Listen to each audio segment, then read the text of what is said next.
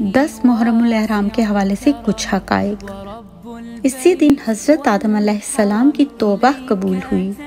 اسی دن حضرت نوح علیہ السلام کی کشتی ہولناک طوفان سے محفوظ ہو کر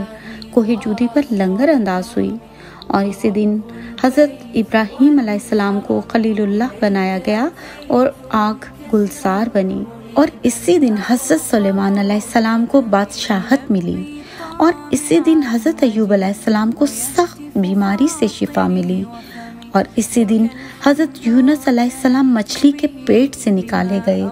اور اسی دن حضرت یوسف علیہ السلام کی طویل عرصے کے بعد اپنے والد حضرت یعقوب علیہ السلام سے ملاقات ہوئی،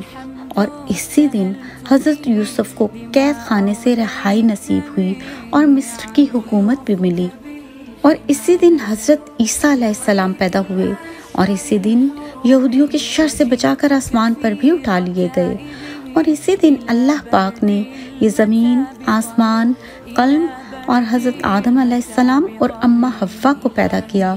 اور اسی دن حضرت موسیٰ پر تورات نازل ہوئی، اور اسی دن حضرت محمد صلی اللہ علیہ وآلہ وسلم کا حضرت خدیجہ الکبریٰ رضی اللہ تعالیٰ عنہ سے نکاح ہوا، اور اسی دن قریش خانہ کعبہ پہ نیا غلاف ڈالتے تھے۔ اسی دن انہی فریب کاروں نے نواسہ رسول صلی اللہ علیہ وآلہ وسلم اور فاطمہ رضی اللہ تعالیٰ عنہ کے جگر کوش حضرت حسین کو شہید کیا، اور اسی دن حضرت یونس کی قوم کی توبہ قبول ہوئی،